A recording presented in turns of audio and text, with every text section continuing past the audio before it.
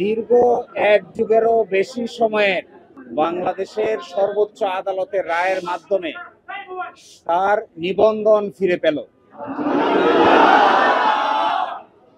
Politically motivated PIL বা রাজনৈতিক উদ্দেশ্যে দায়েরকৃত মামলার মাধ্যমে জামায়াতের নিবন্ধন কেড়ে নেওয়া হয়েছিল। আজকের এই রায়ের মাধ্যমে বহুদলীয় গণতান্ত্রিক এবং অংশগ্রহণমূলক সংসদ প্রাপ্তি নিশ্চিত হলো। আমরা আশা করি এই রায়ের পরে বাংলাদেশে সঠিক নির্বাচনের মাধ্যমে প্রাণবন্ত সংসদ গঠিত হবে।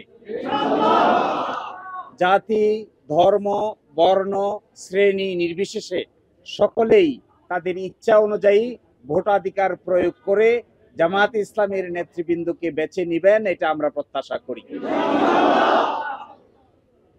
এবং আমরা এটাও প্রত্যাশা করি বাংলাদেশের আগামী সংসদে ইন্টারেস্টিং এবং কনস্ট্রাকটিভ বিতর্ক হবে, যার মাধ্যমে ডেমোক্রেসি একটি স্থায়ী রূপ লাভ করবে।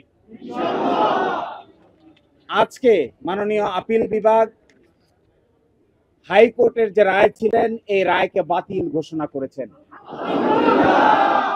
এবং ইলেকশন কমিশনকে নির্দেশনা দিয়েছেন বাংলাদেশ জামায়াতে ইসলামীর রেজিস্ট্রেশন এবং অন্য যে সকল ইস্যু ইলেকশন কমিশনের সামনে আছে বা আসবে সেগুলো যেন দ্রুতই নিষ্পত্তি করেন।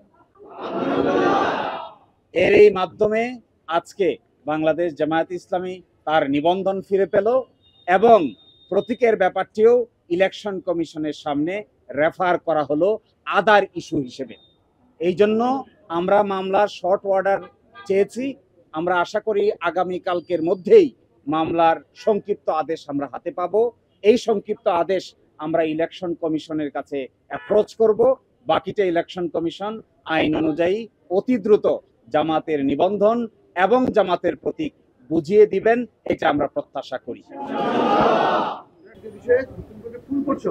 সেটা বাতিল করতে হবে কিনা অথবা নির্বাচন কমিশন স্বতন্ত্রভাবে সিদ্ধান্ত নিতে পারবে কিনা?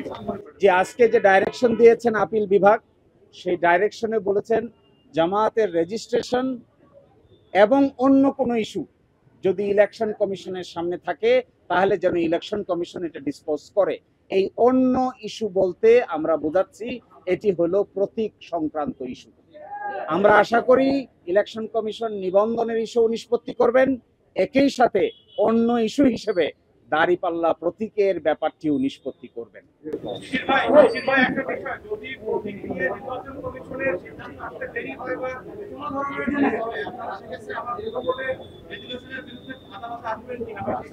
না, আমরা প্রত্যাশা করি বাংলাদেশ সুপ্রিম কোর্টের সর্বোচ্চ আদালতের রায় চূড়ান্ত। কে কবে কখন প্রশাসনিকভাবে সিদ্ধান্ত নিয়েছেন এগুলো বিচারিক কোনো সিদ্ধান্ত নয়।